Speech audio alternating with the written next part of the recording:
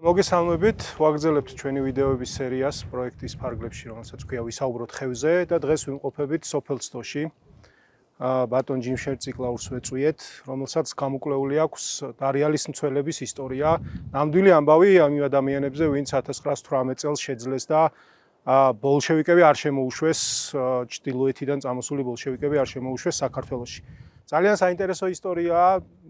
დავიწყებული ისტორია, შეიძლება ასეც ითქვას, იმიტომ რომ საბჭოთა კავშირში ებრძოდნენ ამ ამბავს, არ ამხელდნენ, იმიტომ რომ გმირობის ძალიან ესეთი დაუვიწყარი ფაქტებს შეიცავს. თუმცა ნამდვილი ისტორია ალბათ საინტერესოა რა ვიცოდეთ და ბატონ ჯიმშერი არის ადამიანი, ვისაც ამ თემაზე აქვს ბევრი ნარკვევი აქვს დაწერილი და აი ზუსტად ამ ნარკვევიდან გამომდინარე გვინდა რომ ვისაუბროთ იმ პერიოდზე. ეს არის 1918 წლის 27 მაისიდან 15 ივლისამდე პერიოდი. თვენახევარი დაახლოებით, ანუ საქართველოს დამოუკიდებლობის მოპოვების მეორე დღიდან უკვე ძალიან აქტიურად უტევენ ბოლშევიკები საქართველოს და ცდილობენ შემოსვლას.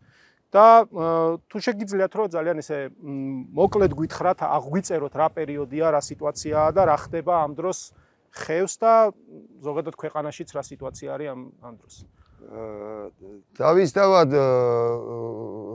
17 წელში ბოლშევიკური გადატრიალება მოხდა და 18 წლის 26 მაისს დამოუკიდებლობა გამოაცხადეს.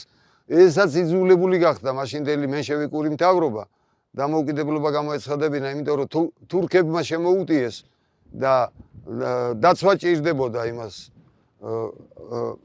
ადმინისტრაციულად ამიერკავკასიაში ქართველები უმრავლესობა იყვნენ, შემდეგ სომხები და ყველაზე ცოტანი იყვნენ აზერბაიჯანელები. აზერბაიჯანელებმა რომ უარი თქვეს, რომ თურქებთან ჩვენ ვერ დაგეხმარებით, სომხებმაც თავისთავად ცხადია იგივე გაიმეორეს და აი ასეთ სიტუაციაში რუსების გადმოვიდნენ აქედან შეტევაზე. არა მარტო დარიალიდან, სოჭის მხრიდანაც იმის გამო რომ ჯარი არ ყავდა, ერთ დღეში ჯარი ხო ვერ შეიქმნებოდა. ამიტომ გვარდია ყავდათ და გვარდია წავიდა გაგზავნეს სოჭში, იმიტომ რომ იქიდან უფრო მეტნი იყვნენ. პირველი მსოფლიო ომიდან გამოქცეული გემებით შევიდნენ სოჭში. ხო და მოკლედ დიდხანს დაჭირდა იქ იმათან ბრძოლა. სხვათა შორის ერთადერთი დოკუმენტი რომ სოჭი ქართული ქალაქია, ეს დოკუმენტი რუსების მხრიდან ხელმოწერილი ინახება საფრანგეთში, ლევილში და ვალიკო ჯუღელის არქივში. მოკლედ დაიწყო ბრძოლები და ვერაფრით ვერ გამოდიან ესენი. აი ეს ლექსიც არის რაღაცა ხალხური ლექსი, რომ გრუზავიკებით გაქონდათ ნათოფი რუსის მკვდარიო და რაღაც. საერთოდ არც რუსებმა და არც უფრო წინ ყოფმა აქედან მოსულმა მტერმა მთიან რეგიონში ომი არ იცოდა.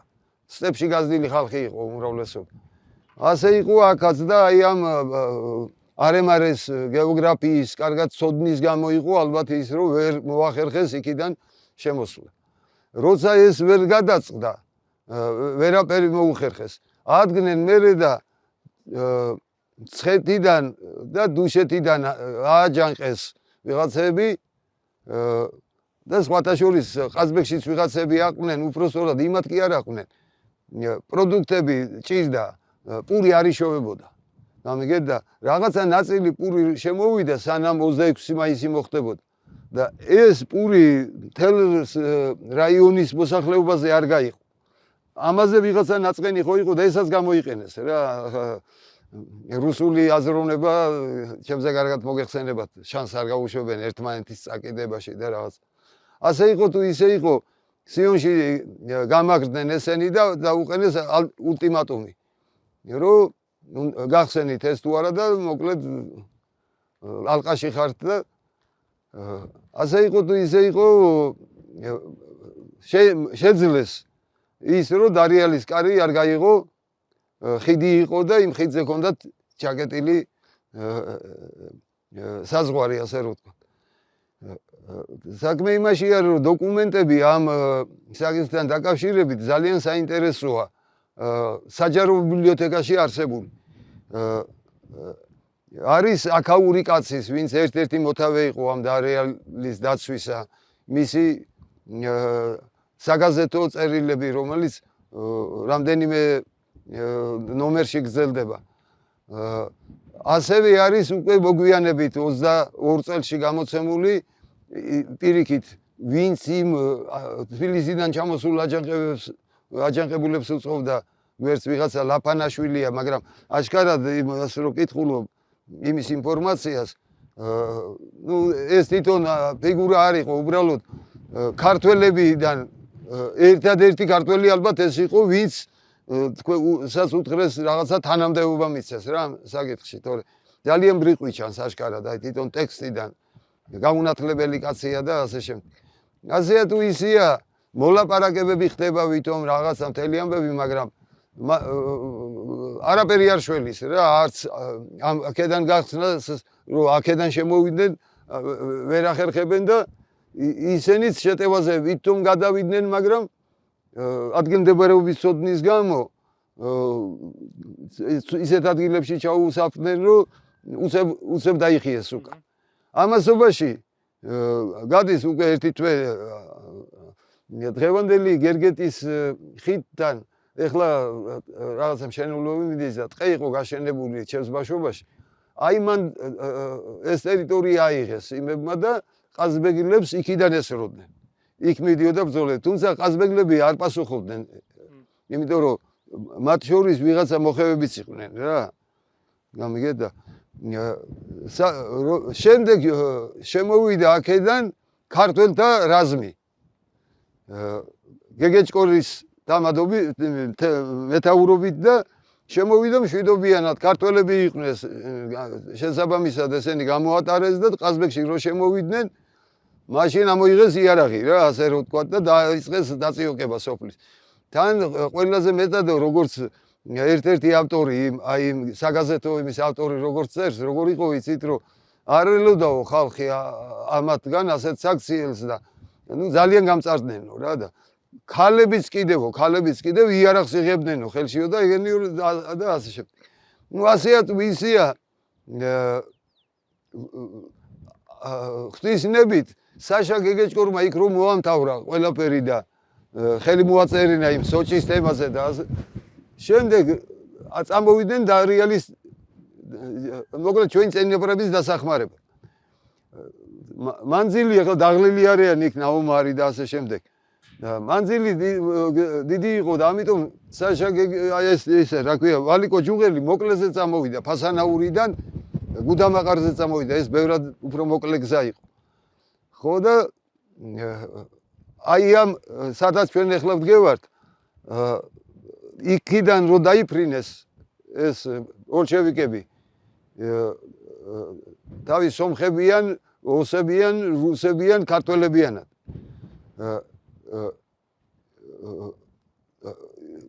ამის შემდეგ ბრძოლები ესენი გარბიან უკვე. აი ამ ტყეების ძირში, ანუ ხეები ეპარებათ და ისინი არ ელოდებოდნენ. ცეცხლი რო გაუხსნეს, აი თვითონ ეს ავტორი ამ საგაზეთო სტატიის ასე ამას რო ამოვდიოდითო იქიდანო სავსე იყო ეს დახოცვილი ჯარისკაცებითო რა ეს გზა და რაღაცა გული დაგწნაო ახალგაზრდები იყვნენ რაღაცა მე ეს წერს კიდევ ასეთ ინფორმაციას რომ როგორ უყარდათო იარაღიო კაცო მოხევებსო აი 4-5 თოფი ახალი თოფებია შემოსული 4-5 თოფიო ხარზე აქვსო გადაკიდებულიო და ვიღაცა რო გარბის ეს ბოლშევიკი რა ანუ იქიდან მოსული ამიტომ იმას მისდევსო კიდე რომ იმასაც წაართვასო თოფი რა სხვათა შორის ამ ბანზე ნაკეიფარია იქ ჩვენ ბანზე ის გეგეჭკორი და ამბობს რაღაცებს წერს რომ გეგეჭკორი კი არა ჯუღელი რა არის იცი როგორ წერს ამდენი მტვერისა და იმის მერეო რო შევედიო და სახლში სისუფა და რაღაცაო ისე მესიამოვნაო რა ანუ სამი თვე იქ იყო ხო მერე გზა მერე ის და რა მთელი ამბებით აი ეს ხავსები რო აქ ხედა ხო ხო და რაღაცა ყვითელი ქვა არის აქო, ძალიან საინტერესოა ეს ყვითელი ქვა. სინამდვილეში ხავსია რა. ხო და რაღაცა მოკლედ სიმპათიას გამოხატავს. მე დანარჩენ მოხევეებთან და მთიულებთან შესარიგებლად გადაიხადეს საღვთო მოხეული წესი, ნუ მთის წესი იყო საერთოდ ასეთი და ამასაც კარგად აღწერს ეს ჯუღელი. რომ ასეო ესენი ავედითო იქო და იქო ასეთი გერგეტლებიო და ყაზბეგლებიც შევარიგეთო ერთმანეთო გერგეტლებმაც იმათ დაუჭირეს ხარი. ანუ ის პური რო არ შეხვდათ იმიტომ რომ ახლა ხო, ეს ძალიან საინტერესო თემა არის, იმიტომ რომ თქვენი ნარკვევს რო ვკითხულობდი, მე ესე აღვიქვი ეს პერიოდი. ორ ნაწილად შეიძლება გაიყოს. ერთი არის სადღაც აი ივნისის შუა რიცხვებამდე, როცა მოხევეები და შადურია, ხო, თუ არ ვცდები ის ადამიანი, ვინც მეთაური იყო, ასე ვთქვათ და წერს. ერთ-ერთი მეთაური იყო და ალექსანდრე ყაზბეგის ბავშვობაში რაღაცა შეხება ჰქონდა ახალგაზრდობაში.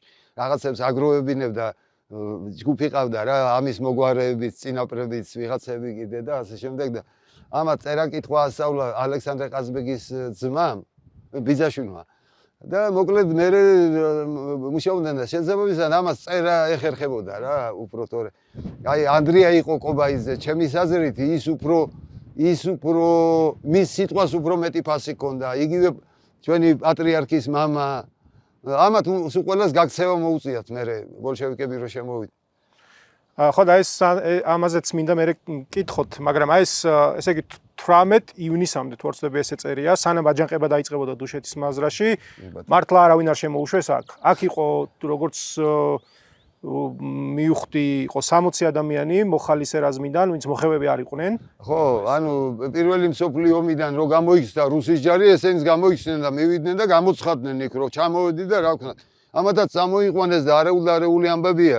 იქ სამოქალაქო ომი მიდის და მოსახლეობა დავისვათ და ჩამოიყვანეს ესე ამ იმების მოხალისე ჯარისკაცების ასე რომ დავარქვათ. ნაწილი აი პირველი სროლები რო წავიდა სიონში, ნაწილმა უმეტესობამ რა დატოვა პოსტი და გაიქცნენ. მაგრამ ვიღაცები დარჩნენ და აი ვინც დარჩა, იმათი მოძიება ცოტა გამიჭირდა რა.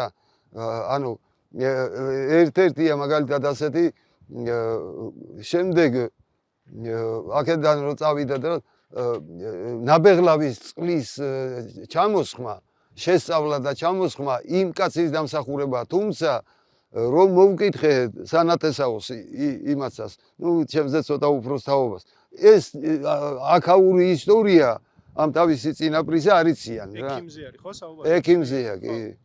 არიციან რომ აი ასე იჭერენ მაგას ერთი მომენტი იქ. ჯერ აქ დაწილკებული არ არის და იქიდან არიან წამოსულები, ჯერ ყაზბეგში არ ჩამოსულა. ხო და მოკლედ იქიდან კი გაიპარებიან რაღაცა და ძალიან ბევრია საინტერესო რაღაცებია. ისე დამწყდა გული აცხონოს ღმერთმა უბა ხოტივარის სული. იმას რომ ეცოცხლა პატარა ხანს ბევრი აქვს ეგეთი მსგავსი რაღაცები გადაღებული და მსგავს თემებზე და ყველა კარგად გამოუვიდა და ასეთსაც მეტყოდა ხოლმე რომ გპირდებიო რომ აუცილებლად საერთაშორისო ფესტივალზე რო გავიდან თამაშო აუცილებლად მივიღებდო ჯილდოსო რა ანუ მოწონებას დაიმსახურებს. ხო, იმიტომ რომ მართლა შთამბეჭდავი ისტორია, ჩვენ ამ ბოლო პერიოდში დაიწყეს საუბარი, ახსენებენ 100 მოხევეზე, ვინც დაიცვა და რეალის კარი და ასე შემდეგ. მაგრამ ნუ ბევრი ის აქვს, ფენა აქვს კიდე. თუნდაც იგივე აჯანყების პერიოდში ბოლშევიკები რო აჯანყდნენ დუშეთიდან წამოსულები, მოხევეები შეუერთდნენ ვიღაცეები, ხო? კობის თემზე იყო, კობის თემის გლეხების იყო. ეს იყო და ასევე ჩემთვის რაც იყო საინტერესო და ეს მინდოდა მეკითხა თქვენთვისაც. პურის თემა კი ახსენეთ, მაგრამ ძირითადად ვინც იცავდა როგორც მივხვდი დარიალის კარს იყვნენ სნოულები, ყაზბეგლები და სნოულები. ხო, ერთი პერიოდი სხვა სოფლებმა თავი შეიკავეს. ხო, მაგრამ აი იმ სოფლების შესახებაც ეს რა ქვია, ჯუღელი ძალიან კარგად წერს. იგივე აი კარკუჩა მაგალითად როგორც კი საქმე მიდგა და რო გაიგეს რომ იქიდან ჯუღელი მოდის, ესენი გზაში დახვდნენ. ანუ უდამაყარზე კარკუჩა უნდა გაიარო და ხო და ძალიან თბილად იხსენებს მე სნოდან აჩხოტამდე ანუ ამ ტრასამდე როგორ დახვდენს სნოში ძალიან დიდი ამბით მიიღეს და ასვენეს ეს ნაომარი მე ნამგზავრი და რაღაცა ალხი და ბოლო-ბოლო ყველაფერი ღვთისნებით კარგად დამთავრდა. ხო აი ესაც ეს არის უკვე მას შემდეგ რა ჯუღელის რაზმი მოდის, უკვე იციან მოხევეებმა რომ მარტონი აღარ არიან და დახმარებას ელოდებიან და უკვე მე სხვა სოფლებიდანაც შეუერთდნენ, მაგრამ მანამდე იყო ასევე ძალიან საინტერესო დეტალი თქვენს ახსენეთ სივანს რომ შეკრება იყო ან მოხევეების ეს ცდოვლები და ყაზბეგლების და ბოლშევიკების შეხვედრა რო იყო, სადაც ის თლიანი დიალოგი არის აღწერილი საბოლოო ჯიში, ოქმი არის, სადაც მთავარი მესიჯი რაც არის, ანუ ეს არის რომ არ უნდათ რომ ერთმანეთთან იომონ. სისხლის დაღვრა არ უნდათ. უნდათ რომ რაღაცნაირად მოვრიგდეთ რა გვაქვს რა ჩვენია ქვეყანა და თითქოს ამ შეთანხმებას აღწევენ კიდეც, მაგრამ მე რომ მიდიან ეს ესე ვთქვათ ეს შეკრება დამთავრდა და მეორე დღეს დილით იარაღით ჩამოვიდნენ ყაზბეგში და დააწევეს. ხო და აი ესეთი ფაქტები თქვენი აზრით რითი იყო განპირობებული, იმიტომ რომ თაში სიტყვას რა თქმა უნდა დიდ პატივს სცემდნენ ყოველთვის. საქმე ის არის რომ იქიდან შეტევაზე ვინც გადმოვიდნენ ის მთის ხალხი არ იყო. გამიგე? უმრავლესობა ქართველიც არ იყო. გამიგე? ქართველები ვინც აყვნენ მხოლოდ იმით რომ პური გვინდა და მოგვეცით გზა რომ გავიდეთ და შემოვიტანოთ. გამიგე? ინფორმაცია არ ქონდათ. ხო. გაუნათლებელი ხალხი იყო, ხო? აი მაგალითად მის რა ქვია ჟურნალისტი იყო კაცი ანდრია კობაიძე და აი იმ მე-20 საუკუნის დასაწყისში სანამ რევოლუციები და რაღაცები მოხდებოდა ამ გზის მშენებელი მლობის ხელმძღვანელი იყო იქიდან ვლადიკავკაზიდან ფასანაურამდე. გამიგე? ჟურნალი ისეთი სტატიებია გამოქვეყნებული ეთნოგრაფიული თვალსაზრისითაც ამ პოლიტიკური თვალსაზრისითაც შიგნით როგორი სიტუაცია იყო და რაღაცა უწესრიგობა რა იყო და ასე შემდეგ. გამიგე? მაგრამ ასეთი ხალხიც ყავდა, მაგრამ უმრავლესობამ ხო წერა-კითხვა არ იცოდა. გამიგე?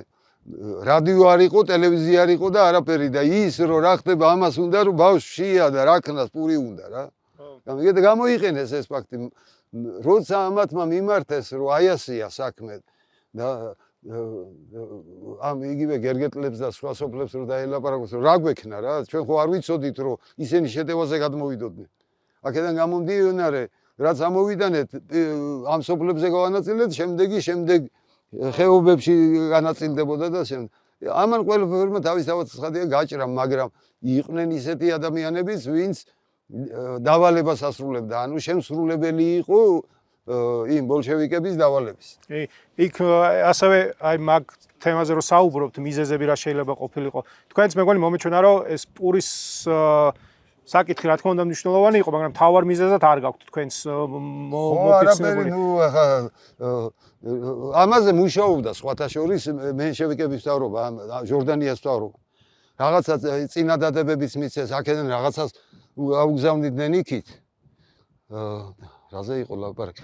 წერია სად რაღაცა ნუ მოკლედ პროდუქტი გავცვალოთ რა, აი ასეთ თემები. ანუ უბრალოდ რო გაჭირდა ვიღაცამ ენატრიალა რომ ამათ სპეციალურად გაგვიკეთეს და რაღაცა როგორც ხდება ხოლმე. პროპაგანდა მუშაობა. რუსებს ახლა ეს შესანიშნავად ეხერხებათ რაღაცა. აი დღეს რა ხდება, რაც ხდება, აგე 92 წლის მერე ქართველები ერთად ვეღარ დავდექით, ხო? აი ასეთი იქ პურის თემა იმუშავა და ცოტა ხანს იმუშავა ღვთისნებით და აქ უკვე რამდენი წელია რა 92-ის მერე 23-24 წელია გასული. ხო, იმიტომ რომ მე მეც მენიშნა სივანს რო შეკრება იყო, მან მე როგორც მივხვდი ორივე მხრიდან იყვნენ ადამიანები, ვინც ამბობდნენ რომ ფიცი აქვთ მიცემული დამოუკიდებელი საქართველოსთვის და მათთვის ეს არის მნიშვნელოვანი. უბრალოდ რაღაცა გაუგებრობა მოხდა, დუშეთიდან წამოსული გლეხებიც მაგას ამბობდნენ რომ პურთან დაკავშირებული პრობლემა იყო და მოხევები არ უშვებდნენ და არიალი ჯაკეტილი იყო.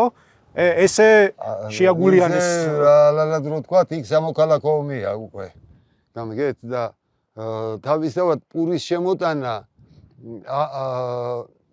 აქამდე ხო შეეძლოთ მოტანა გამიგე მაგრამ აქამდეც ვერ მოიტანდნენ სახიფათო იყო მოძრაობა იქაც ხო იქ ერთმანეთში იბრძოდნენ უბრალოდ ეს პროპაგანდისტულად გამოიყენეს ისევე როგორც აი გამსახურდიას შეუქმნეს რაღაცეები და ახლა თავისთავად რუსულ ვერაგობას ერთი კაცის ჭკუა ვერ ეყოფოდა ვერ გასცემდა საკმარისი არ იქნებოდა თავისთავად ცხადია მერე ვიღაცა მართლა მტერი იყო და იქაური სპეცსამსახურების აგენტი და ვიღაცა ელემენტარულად ვერ მიხვდა რა ხდებოდა ისე აყვა იმათ ხო კი ხო այդ ნაშკარად ჩანს იმიტომ რომ თქვენც ახსენეთ მე ჯუღელი როცა შემოვიდა უკვე თავის რაზმით და გეგეჭკორი დაამარცხა და გეგეჭკორი გარბოდა მაშინ მოხევეები საკმაოდ დიდი ჯგუფი იყო ვინც არა მხოლოდ ცდოვლები და ყაზბეგლები და სნოვლები არამედ სხვაებიც შეუერთდნენ ამ დევნას ასე ვთქვათ და მოიგერიეს მტერი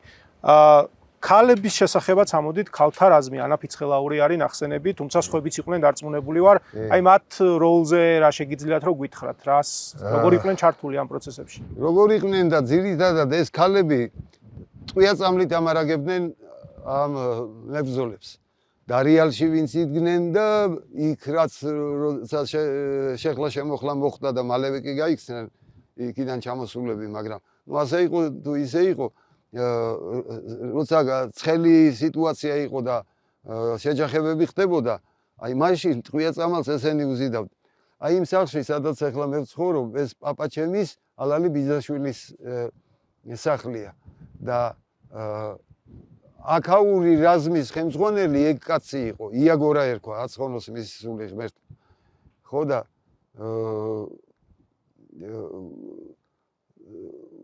იმიტომაც როცა სოფელ ცდოში ამოვიდა ეს რა ქვია ჯუღელი ამას ეწვია საში ამდენ ხელმძღვანელი იყო თვითონ ამასაც ცოლი რომელიც ტყვია-წამალს უზიდავდა შვილი არ შეეძინათ გამიგე და მერე ამის გამო ამან ადგადა ვლადიკავკაზში დიდი სახლი ჰქონდა, შეძლებული კაცი იყო. საერთოდ ეს დიდარი, ყველაზე მდიდარი სოფელი იყო იმ პერიოდში რა.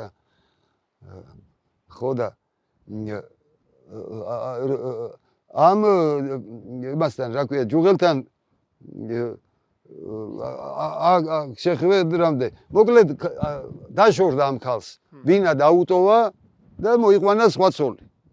გამიგე და აი ბებია ჩემი მიყვებოდა ხოლმე 1900 წელს იყო დაბადებული რომ ასეთი ამბავი მოყვნენ რომ ავტობუსები რო გაუშვეს რა უკვე და ის უკვე 50-იანი წლებია თუ რაღაცა და ესენი ნაცოლარი და ნუ მოკლედ ყოფილი ცოლ-ქმარი ავტობუსში შეხვდნენ ერთმანეთს თურმე და ამ ქალმა ტირილი დაიწყო ნუ ცრემლები მოზდის რა და ეხლა კაცს მანდრო შეხედა ამასაც გაახსენდა და დაენანა რა რო ცუდად მოიქცა რა მივხვდა და ამასაც რომლები ჩამოწვიდა თურმე და მთელი ავტობუსი აქედან ვლადიკავკაზამდე ტიროდაო რა ესეთი სიტუაცია იყო ანუ ქალების წვლილი დიდი იყო და ეს ქალი ეს ანა ვინც ამ ქალების რაზმის ხელმძღვანელობდა მსახიობობდა ასე რომ ვთქვათ აი იქ არის რაღაცა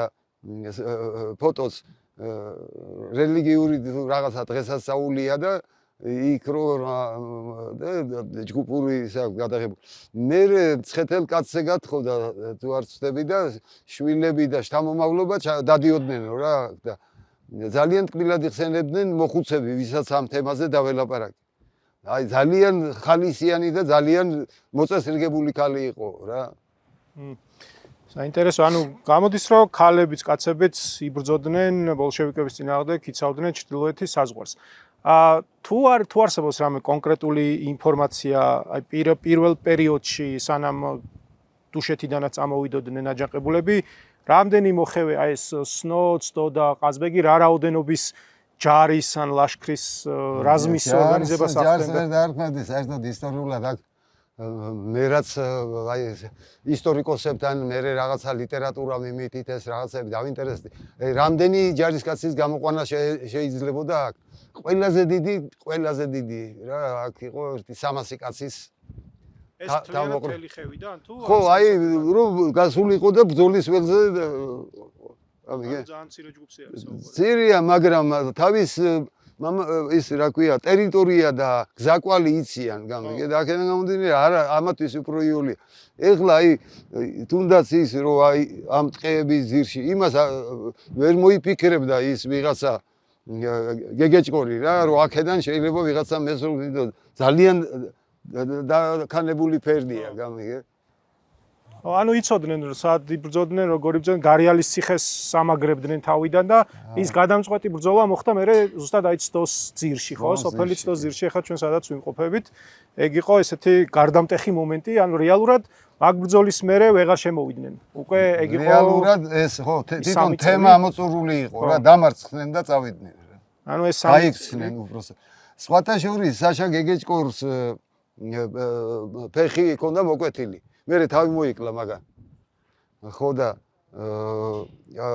აქ მოხუცები ვისთანაც მივედი, რომ აი მისი ძმა იქ ნახსენები და მომიყევი რაღაცა. ესენი სულ ყველა მიმტკიცებდა, რომ ეს აქ დაიჭრაო, ანუ აი ამოსახველთან გვირაბი როა. აი მაგარემარეს გვირაბი არ იყო და რო შემოუხვიეს იქიდან ვიწროებში აი იქ გაიჭედნენ პირველად ესენი. არ ელოდნენ რა, ადგილმდებარეობის გამო იქ ვიღაც ჩასაფრებულს ესენი არ ელოდნენ. არ იცოდნენ ასეთ გზაკვალზე, ასეთ ბუნებრივ პირობებში ბრძოლა. არც იმ საშა გეგეჭკორმა და იმისმა ბიძაშვილმა. რა თქმა უნდა, ანუ აქაური რაზმი მოხევებმა იცოდნენ სად და როგორ უნდა ებრძოლათ, რა სტრატეგიით და ტაქტიკით. ამ თემასთან დაკავშირებით, არა ქართულს, მაგრამ კავკასიურს მოგიყვებით. როცა სერგო ორჯონიკიძე მარცხდება უკვე დენიკინის არმიასთან ბრძოლაში. დენიკინის არმიაში ეს პრესაშია სხვათა შორის რომ თვითმფრინავები და ერთი პატარა ინფორმაცია არის პრესაში მაგალითად რომ დღეს დილითო ყაზბეგშიო ბავშვებსო ძალიან ხალისიანი დილა დახვდათო. ტანკები იდგაო, ტანკებიო და ტანკები წარმოიდგინეთ ახლა 900 ეს არის 20 წელია თუ რაღაცა 18 ხო და არა 20 ეს არისო და თვითმფრინავები გადააფრინეს და ესენი რამდენიმე დღე εκεί იდგა. აი ამ პერიოდში ეს ამათი დაბნებება როგორ მოხდა? ძალიან დიდი არმიაა და ძალიან ძლიერი, შეიარაღებითაც და ის როგორც ხედავთ თავარი ძლიერი კაცი იყო. მაგრამ სერგო ორჯონიკიძემ შესავაზა ინგუშებს რომ დაგვიდექითო ეხლა ხარშიო. ანუ პატარა რაზმი რა, ანუ ერთ-ერთი პატარა რაზმი თქვენიც რომ დაგვიდგეს გვერდში, იმიტომ რომ ძალიან გვიჭირსო და გპირდებით რომ რაცო მეფის რუსეთმა ტერიტორიები წაგართვათო, მათ შორის ვლადიკავკაზი მთლიანად მთელი ტერიტორია ინგუშების არის. და ამათ რა უპასუხეს იცი რომ მოხუცებს დაველაპარაკებითო და ნახევარსაათში გაგაგებინებთო პასუხში. წავიდნენ მოკლედ ეს სტარიკები შეკრიბეს და უთხრეს რომ ესე წინადადებას გვეუბნება. ამათაც ვერც მოხუცებმა იფიქრე ის რომ ეს ამან შეიძლება თავის დანაპირები ვერ შეასრულოს. მივიდნენ ეს ახალგაზრდები და ეუბნებიან რომ იცით რა თქვენ საერთოდ ჩაერევითო. გამიგე და ჩვენო უთქვენოდ მაგ არმიას დავამარცხებთო.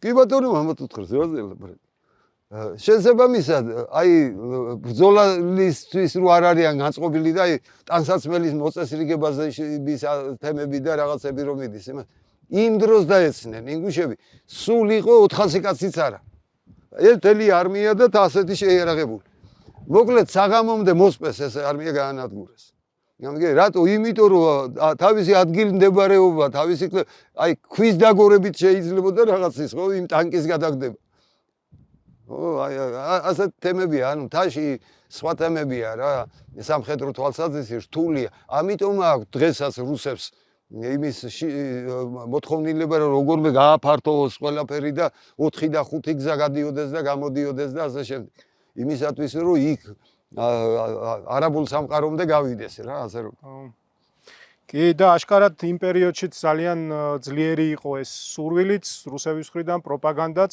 და ძალიან ეფექტიანად მუშაობდნენ, იმიტომ რომ მართლა 18 ივნისამდე ან დაახლოებით 1 თვეზე ცოტა ნაკლები ვერავინ ვერ შეძლო აქეთ შემოსვლა და მე როცა უკვე ქართველები ააჯანყეს ისევე ის ქართველები წამოვიდნენ აქ დარიალის დამცველებს ორ ცეცხლშუა მოუწიათ ბრძოლა და მაინც შეძლეს რომ უკვე რა თქმა უნდა ქართული ჯუღელის ჯარის დახმარებით შეძლეს რომ თავი დაიცვეს, საქართველოს დაიცვეს და ეს ახალგაზრდებით ჩანან იქ 2-3 კაცი უქმებში და იმებში რა ჯარისკაცები ნაწილმა რომ დატოვა იარაღი კი არ დატოვა, ადგილი დატოვა და წავიდა. და ისინი ბოლომდე დარჩნენ და ბოლომდე იბრძოდნენ. ხო და ეს არის რაღაცა ანდაზასავითა თუ რაღაცა მოსწრებული ნათქვამი რა ამ ხალხზე. იქო ერთი იმერელი იყო რა, ასე ყვე, ერთი იმერელი კი არა, 9 იმერელი იყო და სანამ თბილისიდან ჩამოვიდოდნენ, იქამდეც აქ იყვნენ და მერეც დარჩნენ.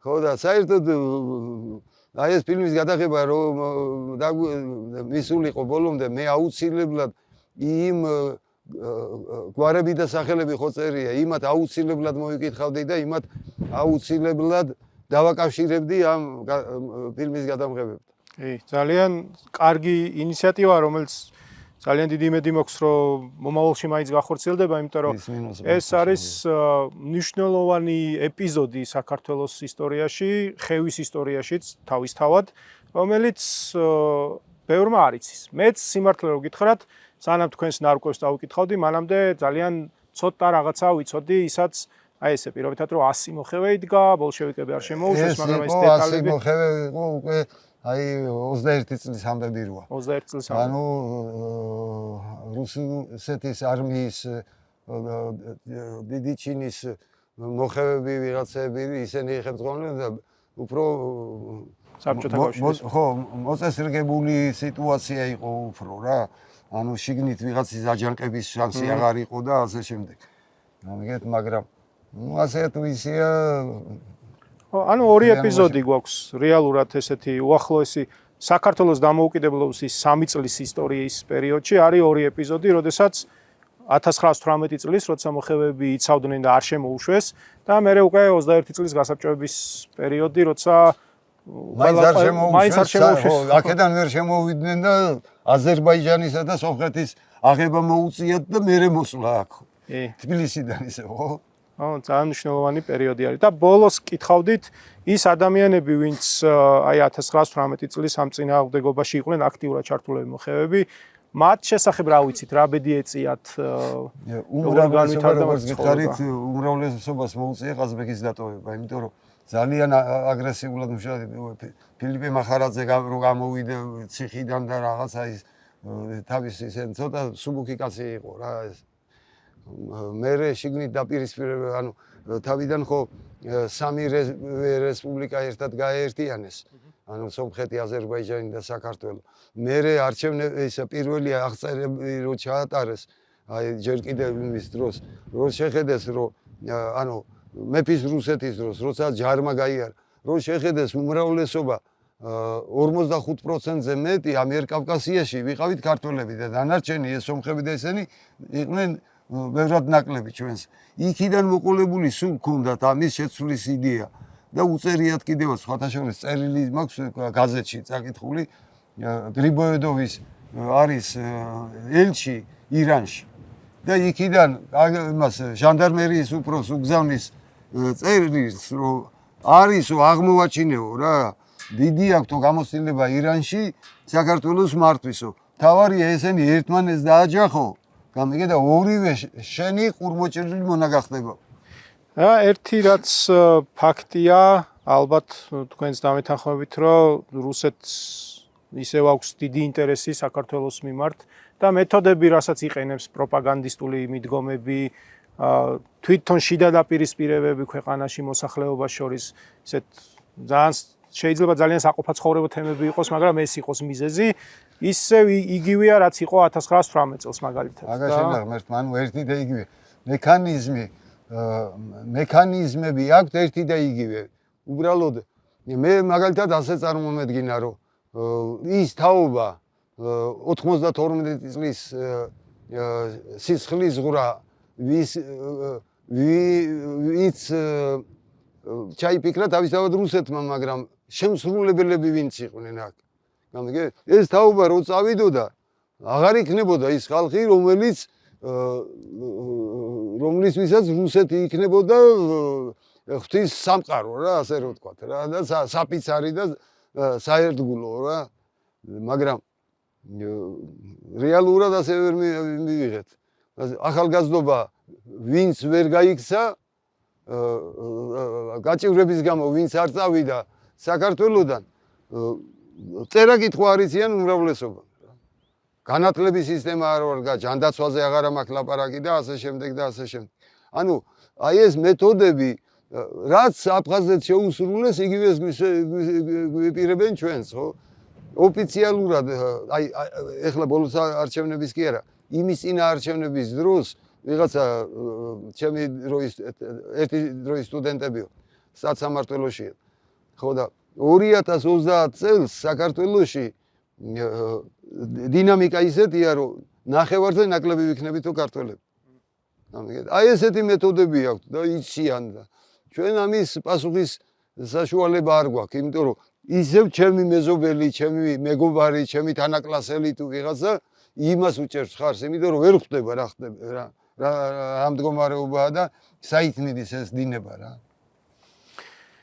კი, ნამდვილად დაგეთანხმებით მეც ამაში, თუმცა 1918 წლის ის ერთ თვენახევარი და რა თქმა უნდა ეს არ არის მხოლოდ თვენახევარი, ეს გამოვლენა არის უბრალოდ იმ სულის და ერთგულების ქვეყნის დამოუკიდებლობის, თორე ეს მანამდეც ჰქონდათ ამ ადამიანებს და მას მერეც ჰქონდათ.